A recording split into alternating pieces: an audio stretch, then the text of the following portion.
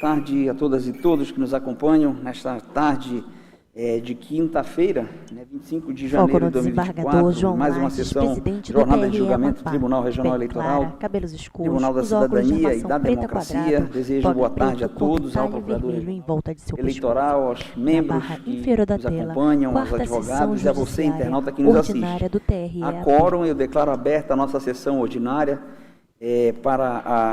reunida hoje para julgar esses processos, são 2 processos pautados, e se não houver óbice, eu submeto a ata da sessão de ontem a vossas excelências, declarando aprovada se não houver necessidade de alguma alteração.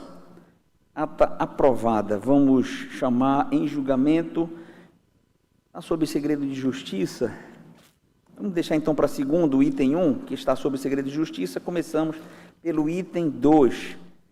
A prestação de contas anual 06.097 de 2023, a origem é Macapá, o relator é o juiz Paulo Madeira, o interessado é o partido Agir, a senhora Palmira das Neves Bittencourt e Jean Augusto Neves Melo. Comporão a turma junto com o relator, os juízes Tina Souza, Paola Santos, Rivaldo Valente, Carmo Antônio, Juscelio Neto e João Lages. Ilustre relator com a palavra. Senhor presidente, muito boa tarde a Vossa Excelência, a todos os pares, Ministério Público Eleitoral. Foco no juiz de direito Paulo Madeira, de pele clara, cabelos grisalhos, com a barba parcialmente grisalhos, os óculos de armação preta quadrado, toga preta com detalhe vermelho em volta de seu pescoço. Prestações de conta do exercício financeiro 2022 do partido Agir. O processo foi devidamente autuado automaticamente no sistema de prestação de contas, o SPCA, para apresentar a prestação de contas e não fez no prazo concedido. Foi reiterada a diligência e a senhora Palmira Bittencourt protocolizou, então, uma petição onde alegou não ser mais presidente da agremiação e assim não respondendo pelas contas do partido, requerendo a declaração de sua ilegitimidade passiva. A agremiação foi novamente instada a apresentar sua documentação em 72 horas, sob pena do julgamento como contas não prestadas, e novamente quedou-se inerte. O Ministério Público Eleitoral foi ouvido e emitiu parecer pelo julgamento das contas como não prestadas. É o relatório. Relatório, doutor Milton, com a palavra. Senhor presidente, senhor relator, senhores magistrados, senhores magistradas. Foco no procurador regional. Conforme se observa, a agremiação partidária foi omissa em seu dever de prestar contas, razão pela qual se adotou-se o rito previsto no artigo 30 da Resolução 23.604 de 2019. Com efeito, a omissão da agremiação partidária em seu dever constitucional de prestar conta a esta justiça especializada enseja o julgamento da presente prestação de contas como não prestadas, nos termos da resolução de regência. Portanto, o Ministério Público Eleitoral se manifesta pelo julgamento das contas como não prestadas. É o parecer, excelência. Devolvo a palavra ao relator. Presidente, para abreviar, essa matéria aqui é muito simples, porque... Foco no juiz de direito Paulo Madeira. Não há qualquer outro entendimento possível, em razão das evidências no processo de que o partido foi omisso, apesar de todas as tentativas.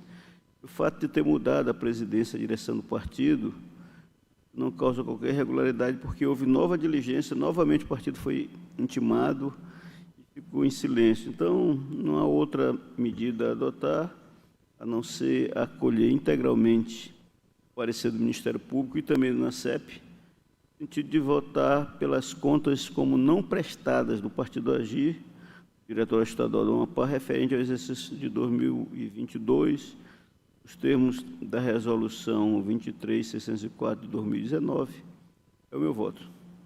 Estão todos de acordo? Se estiverem, anunciamos o resultado. TRE da Amapá, à unanimidade, declarou como não prestadas as contas do partido Agir, referente ao exercício financeiro de 2022, nos termos do voto do juiz relator. Agora sim, eu peço para nós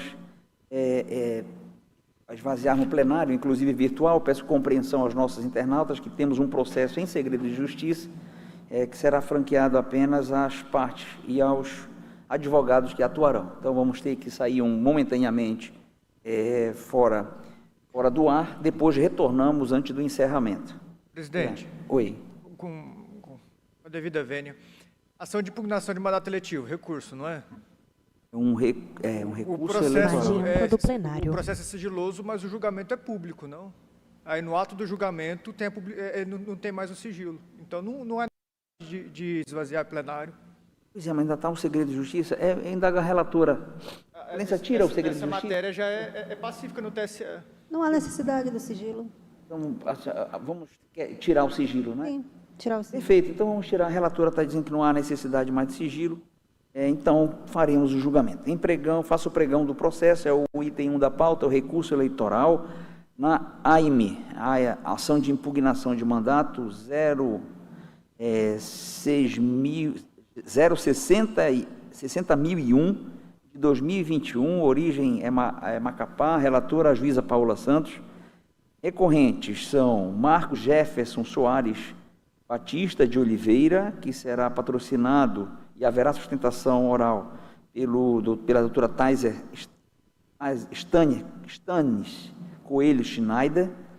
E os recorridos são Glauber Gemac Flecha, Genilson Calvo da Silva, Valdir Ferreira da Cruz, Eduardo Neves Trindade, Alain Patrick Pantoja de Oliveira, Janete Maria Góes Capiberibe, Leia dos Santos Braga, que serão patrocinados pelo advogado Luciano Del Castilho, também com sustentação oral. E outros recorridos são Ayumi Maehara de Oliveira, Edinaldo Guedes de Souza, Gisele Ferreira Santana, Carlisson da Silva Rebouça, Francineide Ferreira de Oliveira, Daniel Marcolino dos Santos, Rafael dos Reis Silva, Raimunda Freires Rodrigues, Manuel da Gama Cordovil, Thelma Cristina Almeida Castro, Adeni Correia Lima, Raimundo Ferreira Barbosa, José Brasil Batista da Rosa, Carla Cristiane Silva dos Santos, Antônio Celso Dias Façanha, Fábio Wilson Moreira Jucá, Maria Jaira Vilhena Cunha, Leonardo Vitor Pedrosa Picanço, Marlene de Carvalho Quaresma, Marlúcio André Silva da Costa, Maxi da Silva Machado, Miqueias Gonçalves de Barros, Josivan Pinheiro Correia, Benedito da Gama Machado, Paulo Roberto Nunes, Vinícius Modesto de Araújo, Valda Maria dos Santos Branda, Paulo Pantoja Monteiro, Maria do Socorro da Silva Costa, Sebastião de Souza Pereira Filho, Vânia Lúcia Dantas de Oliveira, Washington Luiz Magalhães Picanço da Silva, Elioneide Cardoso Cruz, José Augusto Souza Cavalcante, Ayla Oliveira dos Santos, Beneran Ulisses dos Santos, Carlos Augusto do Nascimento Brito, Genilson Lopes Vicente, Elton Araújo Portela, Jackson Bezerra Pereira, James Nelson Pinta de Almeida, Marcone Castelo Branco de Melo, Marcos Paulo Jardim da Silva, Margarida Augusta Rodrigues de Freitas, Mateus Fonseca dos Santos, Alendson Carlisson Lima Nogueira, Marcelo Kleber Ribeiro Pessoa, Moisés Luz da Silva, Lenício Otoni Ladislau, Antônio Marcos Ferreira Lima, Andressa da Silva Neves, Vanusa Muniz Aguiar, José Maria Santos Souza, Eudásio Almeida da Silva, Andréia Tolentino da Silva, Célio Oliveira Alves, Maria das Neves Dores Martins Chagas, Caio Isaacson Santana, Carlos Adriano Dias da Costa, Ricardo Magno Palheta dos Santos, Suelen Mendes Viana, o PSB e o Partido Renovar, e tomara que eu não tenha esquecido nenhum. Acredito que fiz o chamado de todos. Atuarão como vogais junto com a relatora os juízes Rivaldo Valente, Carmo Antônio, José de Neto, Paulo Madeira, Tina Souza e João Lages. Ilustre relatora com a palavra. Excelentíssimo presidente, ilustres pares, doutor procurador regional, aos advogados, a todos os presentes, boa tarde. Foco na juíza da classe autos de recurso eleitoral interposto por Marcos Jefferson Soares Batista de Oliveira contra a sentença prolatada pelo juiz eleitoral da segunda zona, que julgou improcedente a ação de impugnação de mandato eletivo manejada em face do Diretório Municipal de Macapá do Partido Socialista Brasileiro, PSB, e dos candidatos que compuseram o respectivo DRAP para o cargo de vereador do município de Macapá, e do Diretório Municipal do Partido Renovador Trabalhista Brasileiro, PRTB, e dos candidatos que compuseram o respectivo DRAP para o cargo de vereador do município de Macapá. A ação ela foi proposta por suposta fraude à cota de gênero, sob a alegação de que os partidos recorridos teriam registrado candidaturas femininas fictícias, com o escopo de alcançar o percentual mínimo legalmente estabelecido. A sentença de improcedência se fundamentou na inexistência de provas incontestáveis de que as candidaturas contestadas pelo impugnante, de fato, consubstanciariam fraudes. Em razões recursais, o recorrente alega que as candidatas Carla Cristiane Silva dos Santos e Leia dos Santos Braga, embora tenham afirmado que a inexpressividade dos votos e o fato de sequer terem votado em si mesmas se deu em virtude de suposta desistência tácita, não juntaram qualquer prova dos fatos que as levaram a desistir da campanha. Destacou que a candidata Yumi Maiara de Oliveira não obteve nenhum voto, atuou em prol de campanha de outro candidato do sexo masculino e não houve publicação de material de campanha em redes sociais. Quanto à candidata Lenice Otoni Ladislau, que obteve apenas um voto, também não houve veiculação de propaganda eleitoral na internet. Pontuou ainda que não houve formalização perante a Justiça Eleitoral de qualquer pedido de renúncia, desistência ou substituição, de modo que o registro das mencionadas candidatas teria sido unicamente para burlar a cota mínima legalmente exigida. Ao final, requereu o conhecimento e provimento do recurso para que seja reformada a sentença e julgados procedentes os pedidos da AIME. É o relatório. Olha, vamos... o primeiro recorrente do plenário. É doutor Taiser. Taiser Stanis está na sala. Doutor Taiser, boa tarde. Foco na mesa do pleno. Doutor Taiser, boa tarde. Eu agora, estava agorinha aqui, eu vi ele caiu, então a internet. Estabeleceu o contato, ele estava via, caiu. Apertado alguma coisa errada lá do outro lado. O Taiser, boa tarde, tudo bem? Consegue ouvir? Agora apertou alguma coisa que caiu, mas nós estamos... Caiu, tinha caído aqui, presidente. Perfeito. Retornei. Então, Vossa Excelência está com a palavra. Cortou, presidente. O senhor me passou a palavra? Sim, Vossa Excelência está com a palavra, doutor Taiser. Obrigado, presidente. Gostaria de saudar a Corte em seu nome, a todos os serventuários da Justiça Eleitoral, aos advogados, o público que nos assiste através do canal do TRE do Amapá. E aqui, sem mais delongas, excelências, nós temos aqui todos os requisitos que o Tribunal Superior Eleitoral exige para a configuração de fraude. Nós temos 3 candidatas do PRTB que não tiveram votos. Comprovadamente, nós temos aqui que não prestaram contas. E nós temos, inclusive, uma candidata que apoiou até um outro candidato do PRTB, o candidato Marcelo. Em relação ao PSB, nós temos aqui também fatos semelhantes. Pouquíssimos votos ou votação zerada, prestação de contas utilizado quase que na sua totalidade de uma candidata com gastos de contador, com gastos zerados em relação à divulgação de candidatura, à propaganda eleitoral, redes sociais com nenhuma ou quase nenhuma propaganda e divulgação da campanha das candidatas. E aí a alegação de que foi uma candidatura com desistência tácita, mas também que nenhuma comprovação de que isso efetivamente aconteceu. E aí nós temos todos os requisitos que o Tribunal Superior Eleitoral tem exigido para a configuração de fraude. Ausência de votos, pouca ou nenhum gasto eleitoral e a ausência de atos de campanha. Em que pese o juízo de primeiro grau tenha decidido, falando que foi uma campanha na pandemia e tudo mais, e nós temos todos os atos de cautela de saúde pública para realizar campanha. E foi uma campanha quase que integralmente de redes sociais. Como comprovado nos autos, pesquisa nas redes sociais das candidatas, não há qualquer ato de campanha que possa demonstrar minimamente que elas realizaram campanha.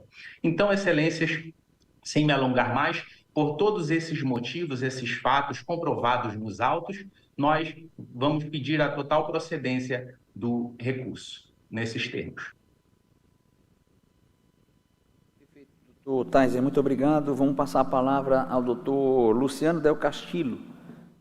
Está na sala? Está na...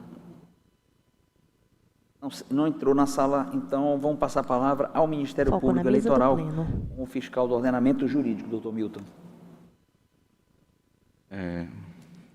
Senhor presidente, senhora relatora, senhores e senhora magistradas, no que tange à admissibilidade do presente apelo, depreende-se a sua tempestividade, uma vez que a parte que recorre foi intimada da sentença no dia 6 de setembro, e no dia 7 de setembro foi feriado nacional, no dia 8 de setembro foi uma sexta-feira e foi decretado ponto facultativo, e o prazo recursal se iniciou no dia 11, na segunda-feira, sendo que no dia 13 de setembro ainda foi feriado estadual, e então findou no dia 14 de setembro o prazo recursal. Assim, a interposição do presente recurso no dia 14 de setembro é tempestiva. Ademais, o apelo preenche os demais requisitos recursais da espécie.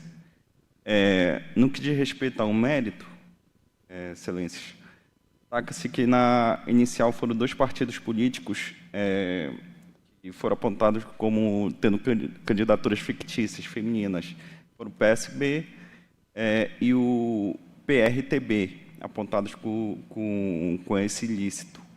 E, especificamente, foram as candidatas Carla Cristiane Silva dos Santos e Leia dos Santos Bragas, do PSB, como 2 candidaturas fictícias para atender cota de gênero, e as candidatas Ayumi Marreara de Oliveira e Lenice Antônio Ladislau, do PRTB, também supostamente cedido no mesmo ilícito.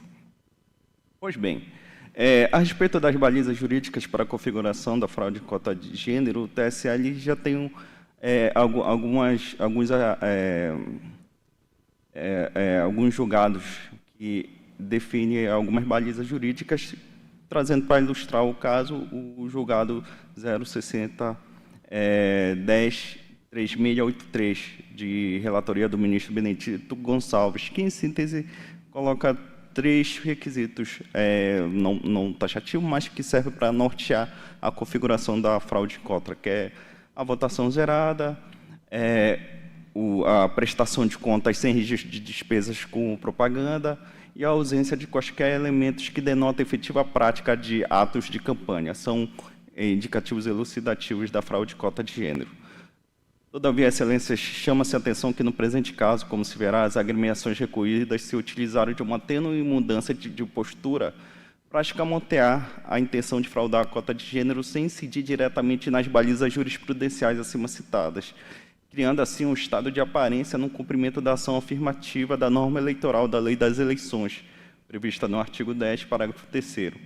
Vai dizer, algo mudou para que tudo continuasse como estava. No presente caso, o primeiro indicativo da existência de fraude à cota de gênero no DRAP examinados está relacionado à inexistência dos atos de campanha eleitoral. Veja-se nos autos. A candidata Carla Cristiane Silva dos Santos não registrou prestação de conta de atos que demonstrassem a realização efetiva de campanha eleitoral. Bem, na verdade, juntou nos autos poucos santinhos e algumas publicações em rede social. Por outro lado, a candidata Leia dos Santos Bragas não registrou na prestação de contas atos também que demonstrasse a realização de campanha, juntando também fotos de poucos santinhos e algumas publicações em rede social. E a Ayumi Marreara de Oliveira não prestou contas, não juntou nos autos qualquer material de campanha publicado e ainda, para agravar sua situação, utilizou suas redes sociais para apoiar candidato adversário ao cargo de vereador, a qual também concorria. Vale mencionado, apoiou em rede social o candidato Pastor Marcelo. Por fim, a A candidata Lenice Antônio Ladislau não prestou contas, juntou nos autos uma captura de tela de um comentário em rede social, Facebook, de uma propaganda casada com o candidato a prefeito, com mensagem de vote 40040. Foco no procurador regional. E também é uma publicação contendo imagem, nome, número e cargo da suposta candidata. Bom, vejam que, embora Carla, Leia e Lenice tenham juntado poucas imagens de santinhos e publicação em rede social, a demonstração nos autos é escassa a respeito da prática de atos de campanha, de modo que não há efetiva demonstração das candidatas que houve um interesse na promoção da própria candidatura. A juntada dessa quantidade unitária de campanha eleitoral é muito mais uma estratégia, o que aparenta, para fugir do requisito jurisprudencial consistente na ausência de quaisquer atos quaisquer elementos que denotam a efetiva prática de atos de campanha, ou seja, fez-se uns atos mínimos para fugir dessa baliza jurisprudencial. Todavia, a candidata Ayumi não possui qualquer ato de campanha publicado ou registrado, pelo menos não demonstrou nos autos, bem como ainda praticou ato de campanha em favor de candidato adversário ao mesmo cargo eleitoral. Isso, de fato, revela o claro desinteresse na própria campanha eleitoral. O segundo elemento indicativo da possível fraude, a cota de gênero, no caso, é a falta ou a diminuta destinação de recursos de campanha, ou a ausência mesmo de registro de gastos típicos de campanha eleitoral, ou a ausência de gasto com propaganda ou a ausência de prestação de contas. E no que diz respeito a esse requisito, a candidata Carla Cristiane Silva dos Santos recebeu a quantia diminuta para uma campanha de R$ 3.500. E desse valor, ela registrou a despesa única de R$ 3.480 para pagamento unicamente de serviços contábeis. Vale registrar que ela recebeu doação estimável em dinheiro para a produção de programas de rádio, televisão e vídeo, mas foi tão somente isso. E esses são os gastos dessa campanha. A Leia dos Santos Braga recebeu do FEFC o valor de R$ 3.000 e apresentou a despesa de R$ 1.750 em publicidade de material impresso e R$ 1.200 com alimentação.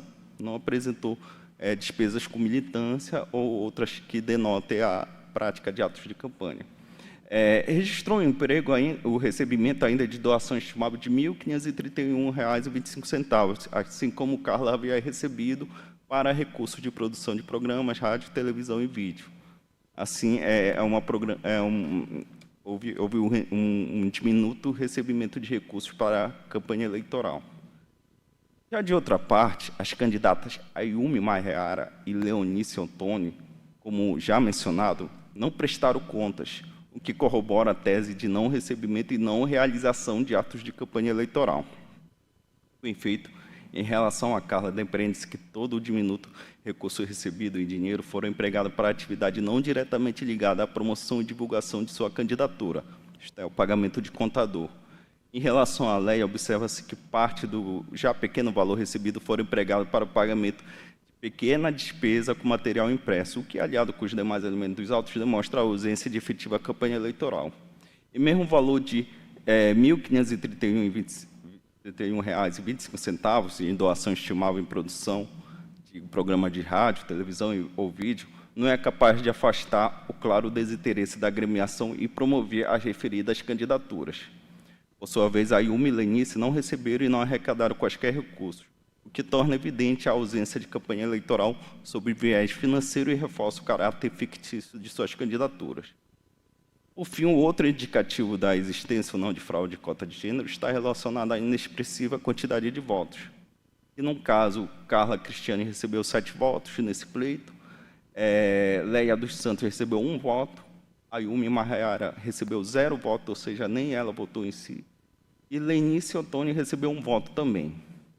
Nesse ponto, ainda que não tenham sido zeradas as votações de Carla, Leia e Lenice, o quantitativo é inexpressível, momentos de Leia e Lenice, que receberam 1 votação, e, por consequência, tal resultado demonstra a ausência de efetividade de suas candidaturas. Aliás, o que se observa é que apenas se buscou que as referidas candidaturas não obtivessem o resultado zerado para que não incidissem diretamente nas balizas jurisprudenciais do TSE já mencionadas no início deste parecer. Mas aquelas são, de fato, em sentido material, candidaturas fictícias.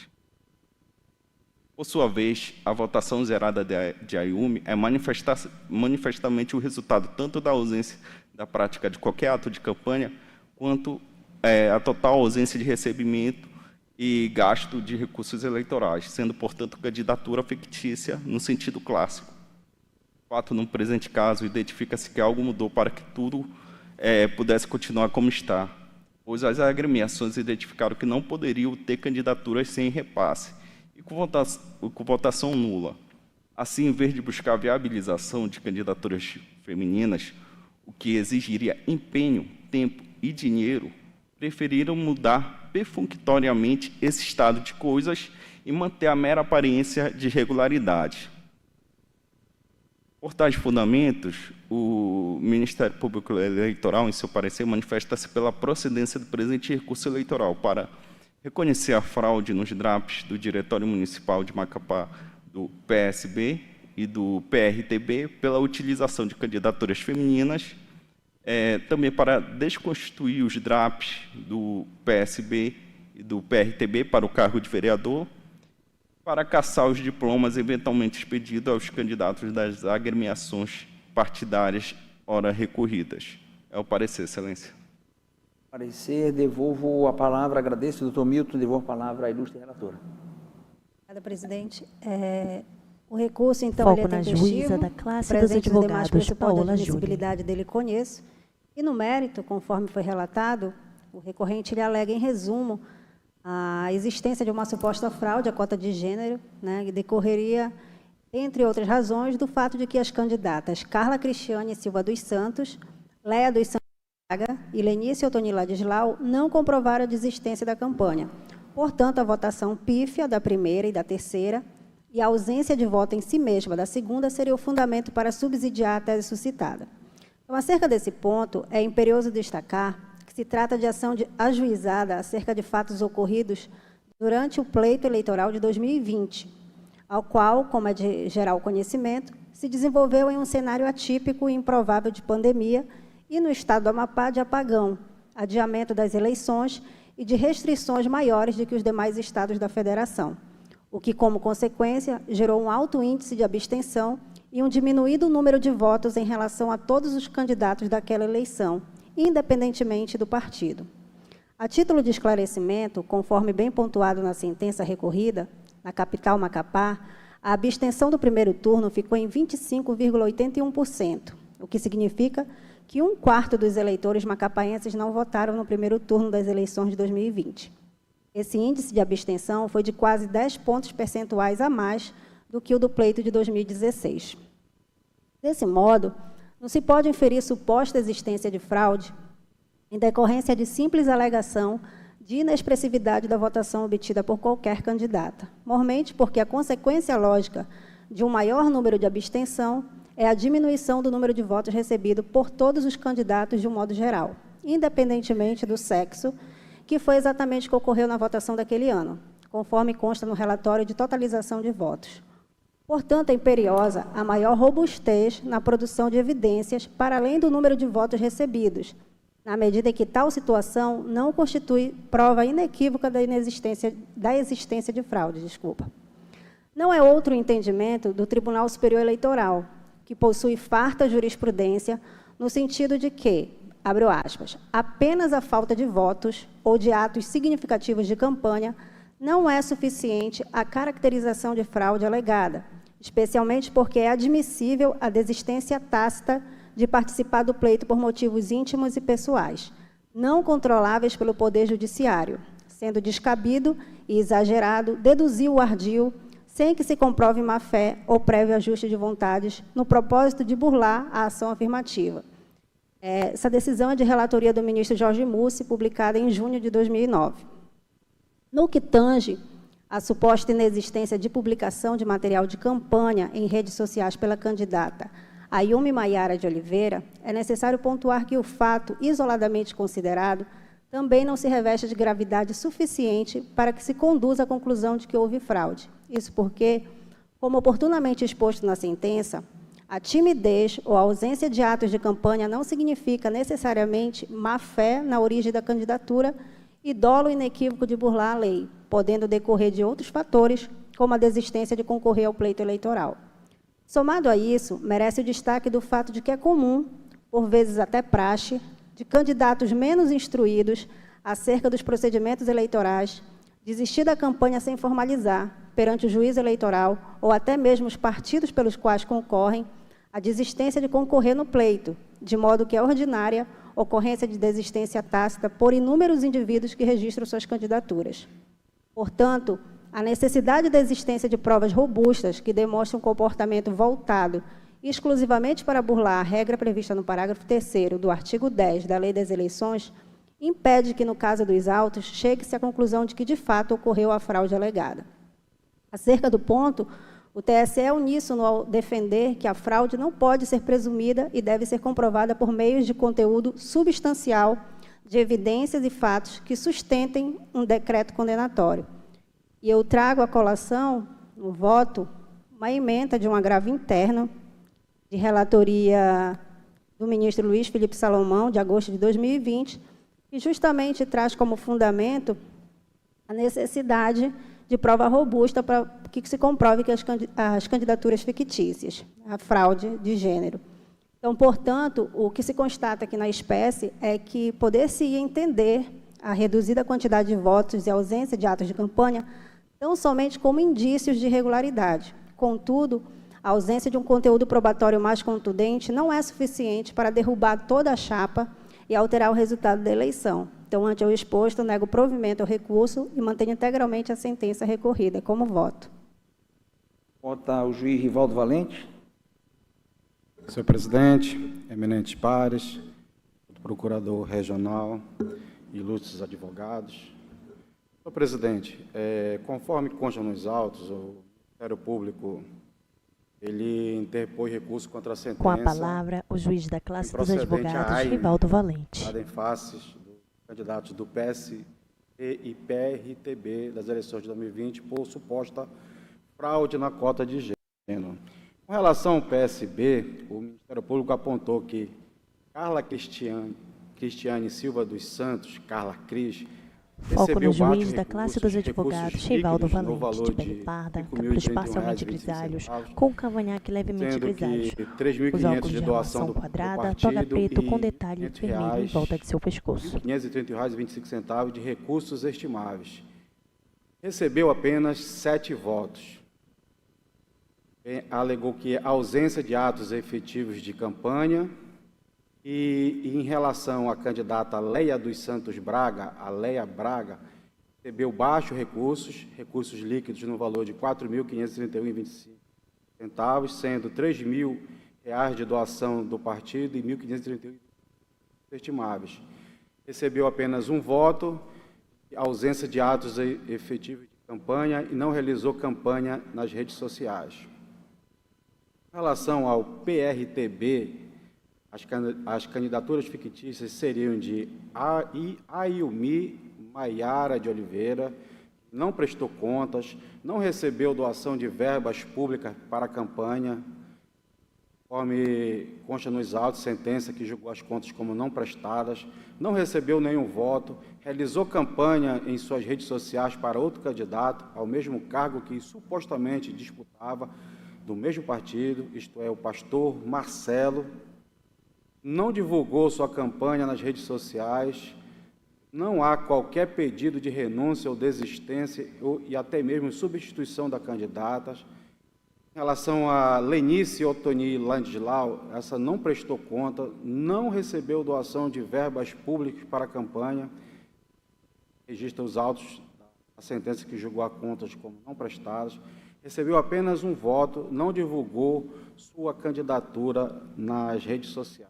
Esses são os fatos que defende o Ministério Público. Pois bem, senhor presidente, a ínfima quantidade de votos e a ausência de recebimentos ou gasto de recursos financeiros e ausência de atos de campanha, isso são caracterizados indícios o qual esta Corte está analisando se houve ou não a fraude. Mas, como bem salientou a ilustre relatora, nós tivemos uma eleição atípica em 2020. Nós passamos por uma pandemia, onde houve uma série de restrições de saúde pública, houve uma campanha maciça do Fique em Casa, e era por medida de segurança da saúde por conta da pandemia, e de igual modo também houve um apagão, e motivou até o adiamento das eleições. Então, os eleitores e eleitoras certamente tiveram dificuldade no comparecimento nas urnas eleitorais, como muito bem destacou a relatora, essa baixa votação do pleito eleitoral de 2020. Então, senhor presidente, ilustres pares, essas circunstâncias que aconteceram são fatos exteriores à vontade dos candidatos, que implicaram certamente em suas campanhas e na votação. E, por esta razão, entendo que este fato certamente causou estas circunstâncias em relação a esses candidatos. E diante disso, senhor presidente, somado também que não houve uma prova relativa ao intento desses partidos em de fraudar o pleito eleitoral com candidaturas fictícias, eu voto pelo improvimento do recurso e acompanho integralmente a relatora em seu voto, senhor presidente. Com voto a juiz Carmo Antônio. Excelência, eu vou pedir vista. Nós temos sessão essa semana toda, não é isso? Sim. Eu vou pedir a Vossa Excelência, então, para incluir amanhã é quinta-feira. Foco no desembargador Carmo Antônio. Amanhã é sexta, né? Amanhã é sexta-feira. Amanhã é sexta, né? Na semana que vem nós teremos sessão a partir de segunda, não é isso? A partir de segunda, isso.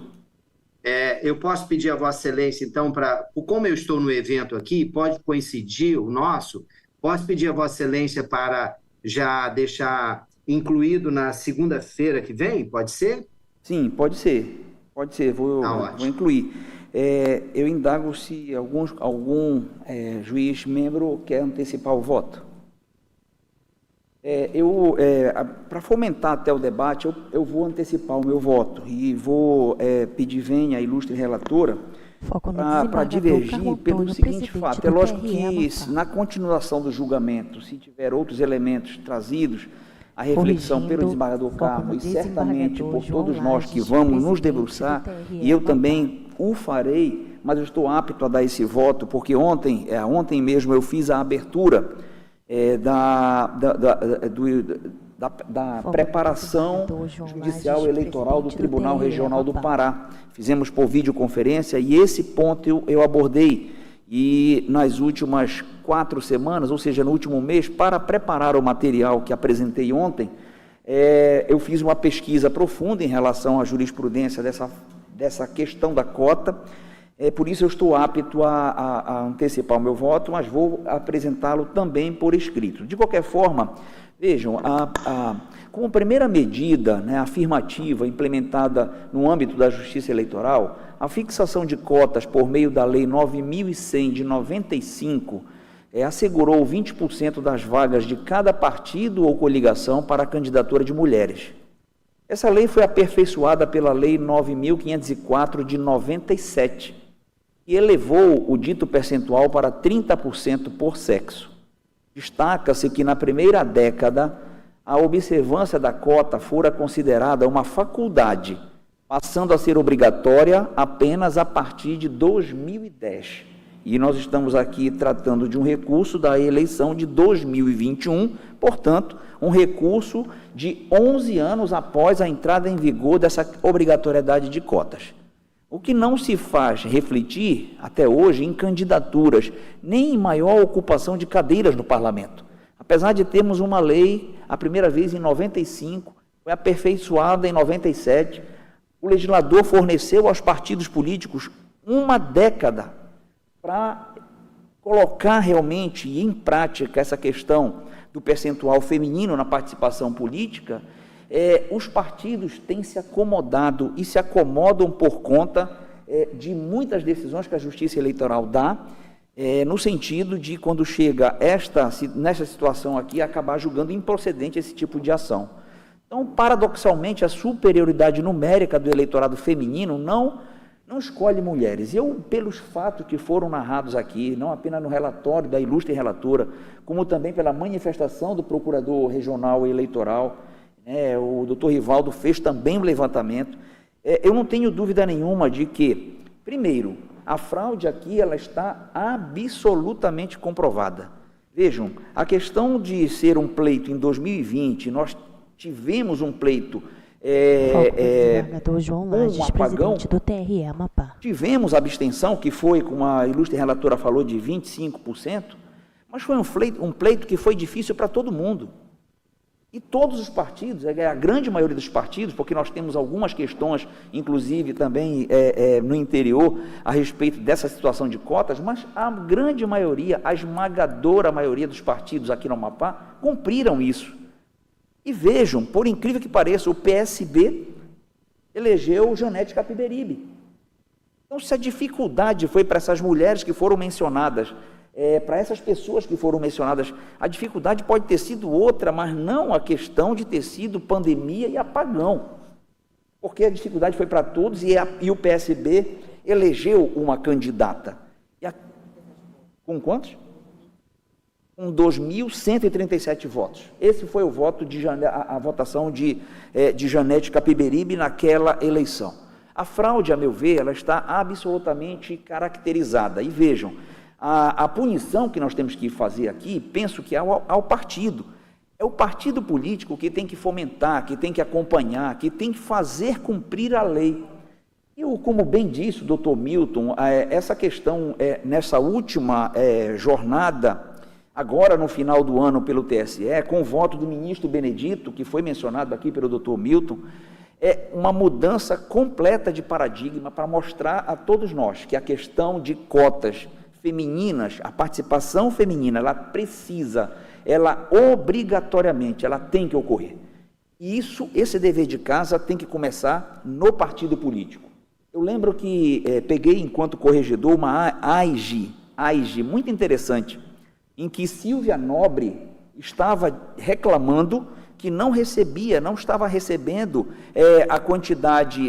a parcela de cotas do fundo, não estava chegando dinheiro em suas mãos como deveria, e também tempo de rádio e televisão, tempo de antena. Fizemos aqui na época uma audiência, era o doutor Pablo, doutor Milton, que estava comigo na audiência, e estava aqui a AIG era também contra o presidente nacional do PL, Aldemar Costa Neto. E o advogado, lógico, não era o presidente que estava, mas estava um advogado. O advogado disse, não, a nossa obrigação é pegar esse dinheiro e mandar para o regional. E o regional distribui para quem quiser. E aqui o regional chegava, não, mas não há uma obrigação legal. Isso tinha que vir lá de cima, especificado. Como chega aqui embaixo, a gente vê quem tem mais condições e joga todo o dinheiro naquela pessoa que a gente acha que chega. Então, veja, fica um jogando para o outro. Partido Nacional jogando para o partido, a direção nacional jogando para a direção regional, o que fica... E ninguém assume essa responsabilidade. Repito, nós temos desde 1995 a obrigatoriedade de fazer com que a participação política feminina, ela realmente ocorra, ela efetivamente aconteça.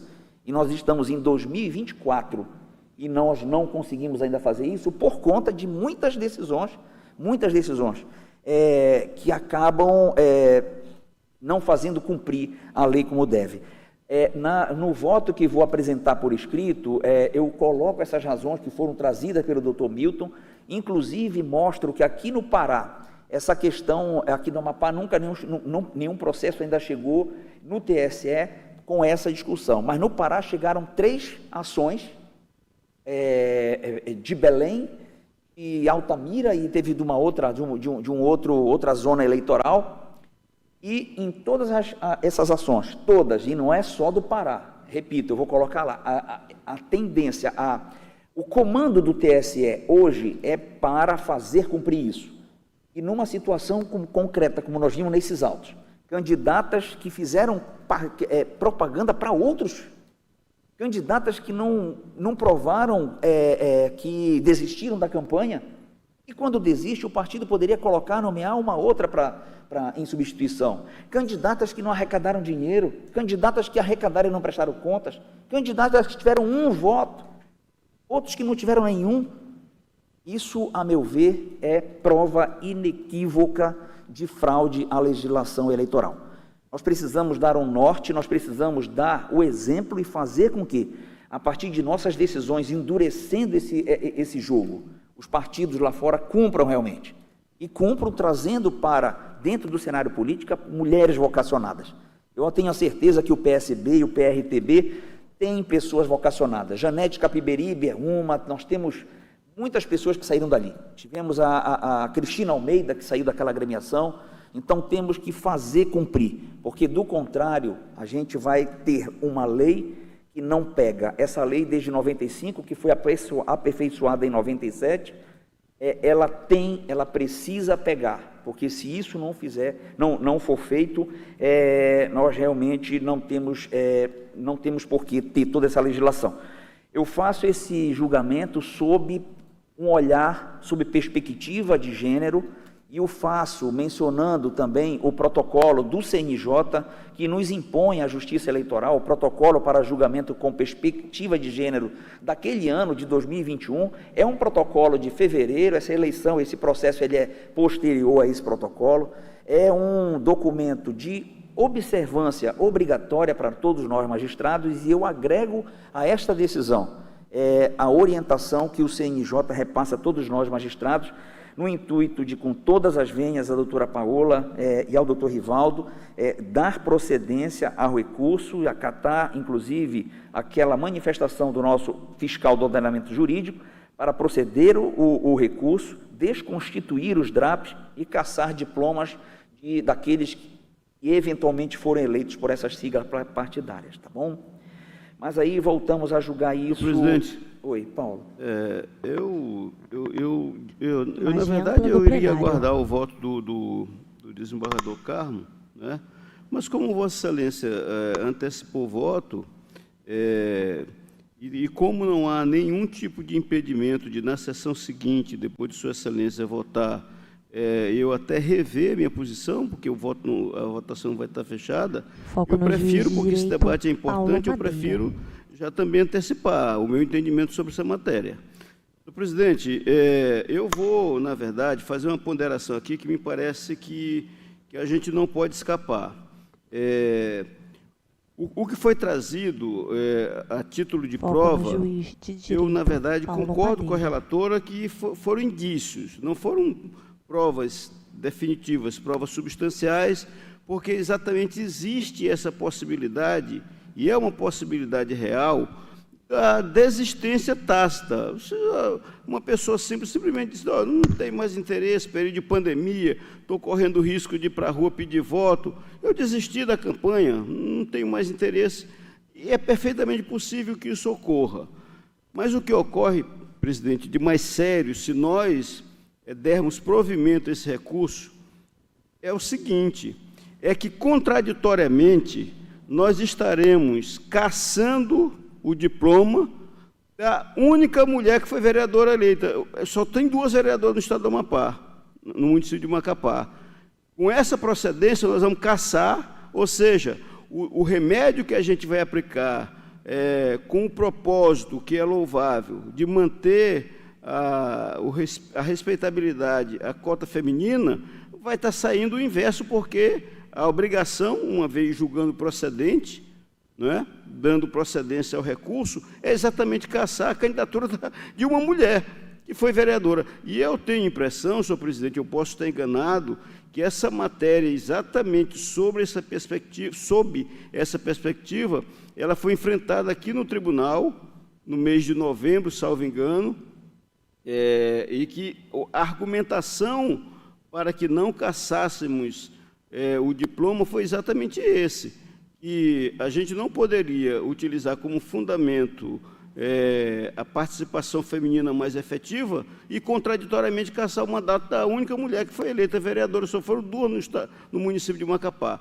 Então, senhor presidente, me parece que, primeiro, não há uma prova inequívoca em razão da possibilidade tácita mesmo de desistência, não é?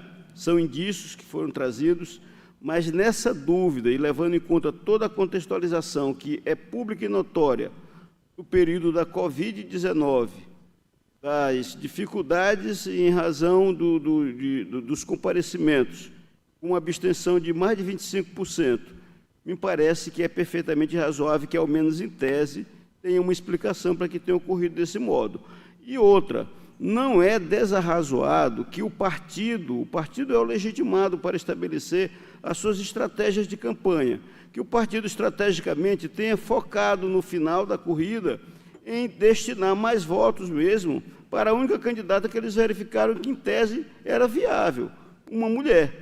Né? Então, me parece que a estratégia de campanha do partido, isso a justiça não tem que aferir se foi correto ou se não foi. A gente não pode, a justiça, pelo menos no meu entendimento, não pode impor um partido político que destine exatamente a mesma carga de força para todos os candidatos que estão inscritos pelo partido, porque a estratégia eleitoral ela é feita de acordo exatamente com pesquisas, com a margem de possibilidade de eleger alguém. Se o partido entendeu que a pessoa que poderia, em tese, ter mais votos e, portanto, representar o partido era a mulher que foi eleita, Janete Capiberibe, me parece que não há o que se dizer que isso é uma fraude à cota de gênero. Eu, senhor presidente, pedindo vênia a Vossa Excelência e respeitando, claro, a sua perspectiva, que eu entendo que é prudente, mas eu entendo que, nesse caso concreto, dar provimento a recurso iria ter um efeito inverso, exatamente com relação à cota feminina. Então, com esse pedido de vênia, eu vou acompanhar integralmente a eminente relatora. Perfeito. Me permita, assim, bem fazer um distinguish, doutor Paulo. Foco esse na mesa do pleno. Daqui desse tribunal que Vossa Excelência mencionou, eu participei do julgamento, participei e joguei pela procedência por motivos que são totalmente diferentes aqui. Naquele caso, eu me lembro muito bem, o partido não tinha feito não tinha eleito ninguém, era um candidato masculino Foco que estava pleiteando. João Lages, presidente agora, do TRE. A fraude eram 2 candidatas, uma recebeu 1 voto, a outra tinha provas de que ela tinha desistido efetivamente, e isso tinha provado, na instrução ficou bem claro isso. Teve uma que recebeu 1 voto, mas porque ao longo do período parece que engravidou e tal, mas ela foi até o fim, inclusive fez campanha nas redes sociais. E a outra, ela desistiu, e havia, nesse processo que Vossa Excelência falou, havia prova de que ela desistiu e não foi substituída porque realmente era uma gravidez pequena. Aqui não. Aqui são muitas, inúmeras as irregularidades. Desde não fazer campanha em redes sociais, até não prestar contas e fazer campanha para outro candidato. O distinguish aqui, daquele caso que eu votei pela improcedência, é esse. Aqui, as fraudes que foram mencionadas no relator e pelo Ministério Público Eleitoral, elas são gritantes e completamente diferentes daquele caso que nós julgamos. Mas eu também vou trazer para esse meu voto, que foi muito bem lembrado por Vossa Excelência, esse nosso precedente, no voto eu também menciono ele e faço o devido distinguish.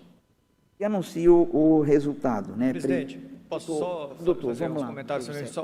Eu vou aguardar o voto do desembargador Carmo Antônio e vou trazer o meu voto escrito também na segunda-feira, uma espécie de vista conjunta. Né? Com a palavra o juiz Juscelio Neto. Para não prolongar o julgamento, trago meu voto na segunda-feira. Mas, dando as reflexões de Vossa Excelência, eu me lembrei do voto que eu proferi em 2020. Final de 2020, eu proferi um voto nessa matéria quando eu estava na titularidade da cadeira. Naquela ocasião, o desembargador Romuel e o juiz acho que o Quintas, né? Quintas, me acompanharam e nós 3 ficamos vencidos nessa questão. E naquela ocasião, o tribunal decidiu em reconhecer a fraude mas não declarar foco no juiz Juscelio Neto, irregularidade de do DRAP. Cabelos castanhos Ele reconheceu claros, a fraude, não declarou a irregularidade do DRAP e aplicou inelegibilidade às candidatas fraudadoras, vamos assim dizer. Foi isso que o tribunal fez em 2020 e eu fui o vencido naquela época. Então, o tribunal cindiu, né, a consequência que a legislação traz. Mas, enfim, essa questão até foi objeto de recurso pelo Ministério Público Eleitoral, foi para o TSE, mas o recurso não foi conhecido lá, porque não versava sobre inelegibilidade, a aplicação de inelegibilidade, não sei qual circunstância específica, o TSE não conheceu do recurso e acabou transitando em julgado dessa forma. Mas qual que foi a reflexão que eu fiz naquela época? A mesma que Vossa Excelência fez. 95 era cota de 20%, 97 passou de 20 para 30%, mas era uma cota que bastava reservar, ou seja, os partidos eles não apresentavam candidaturas efetivamente, apenas reservava aquela cadeira para uma candidata, mas sequer aquele registro de candidatura era feito, né? Então, ele fazia uma reserva da cota. 2009 teve a mudança legislativa, que passou a determinar não só a reserva, mas o efetivo cumprimento da cota de 30%. Então, até 2009 não era efetivo, era apenas uma reserva, de 2009 passou a ser obrigatório cumprir a cota. Já valendo para a eleição de 2010. Mas os partidos políticos no Brasil, acomodados com essa situação, passaram apenas a fazer de tabela, de proforma, né? A matéria chegou ao conhecimento do TSE, e aí o TSE, por uma decisão plenária, considerou que passaria a cobrar, por causa da virada de jurisprudência, passaria a cobrar aquela efetividade apenas das eleições de 2012.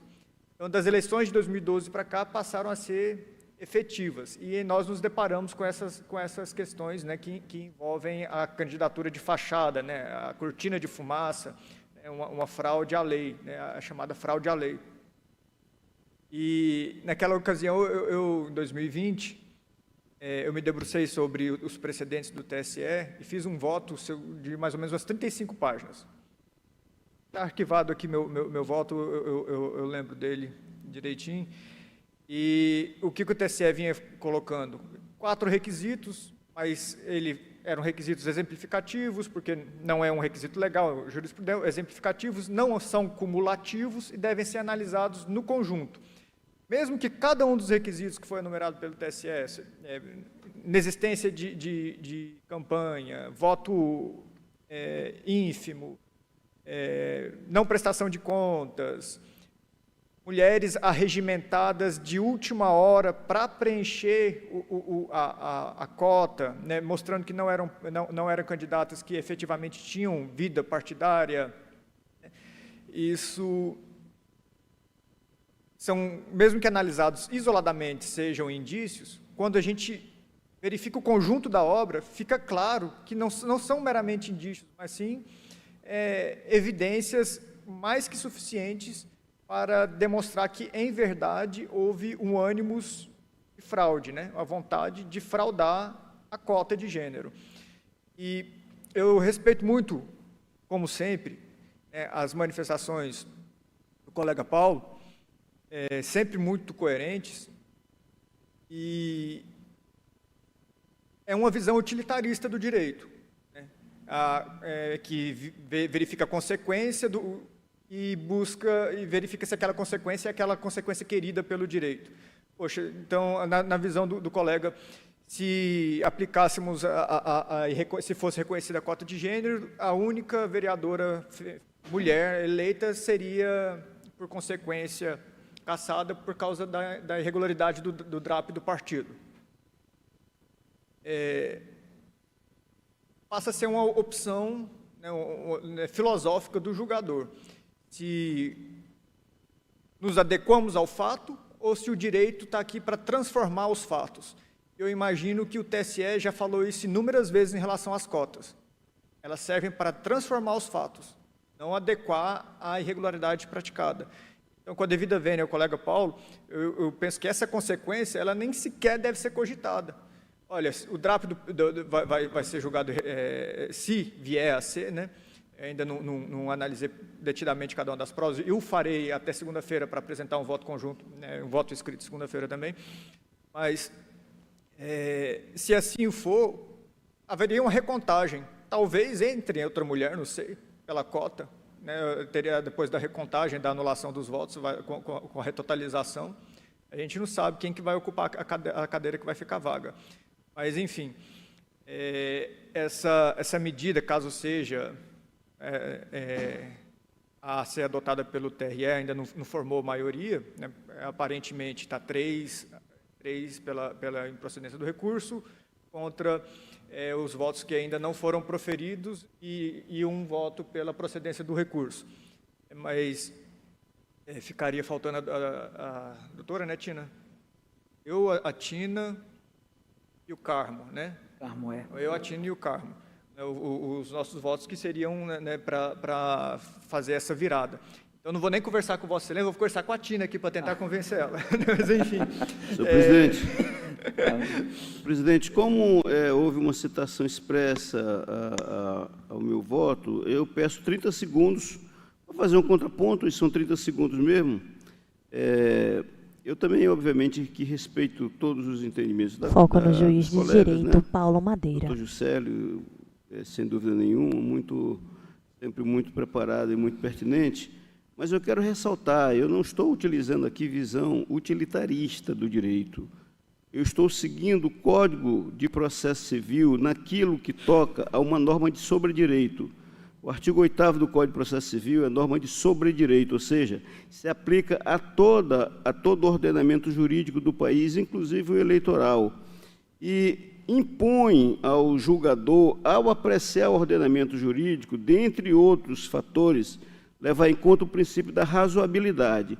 O que eu invoquei foi isso, que não seria razoável, que não teria razoabilidade em nome da defesa da cota, né, da sustentação da tese, com base, inclusive, nas resoluções, enfim, a gente ter um resultado que, na prática, iria tirar a única mulher, são 2 mulheres vereadoras no município, e ela seria uma delas por conta dessa decisão. Foi nesse sentido, então, só para deixar claro, eu usei a expressão razoabilidade e não é uma invencionice, e, portanto, não é um utilitarismo, é uma interpretação do ordenamento jurídico imposta pelo Código no ponto que toca em norma de sobredireito. Só isso.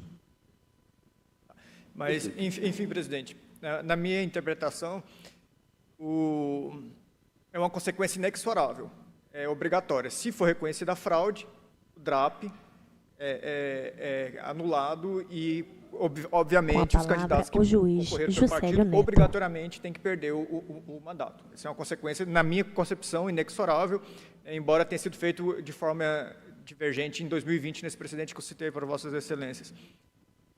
Vou aguardar o voto do desembargador Carmo e também debruçar sobre o tema durante esse período. Perfeito. Então, o TRE do Amapá, por unanimidade, conheceu o recurso e, no mérito, após o voto da relatora, negando o provimento, no que foi acompanhada pelos juízes Rivaldo Valente, pediu vista o juiz Carmo Antônio. Anteciparam os votos os juízes João Lage, divergindo da relatora, dando provimento ao recurso, e o juiz Paulo Madeira, acompanhando a relatora para negar o provimento. Desembargador João Lages, presidente do TRE Amapá. Souza.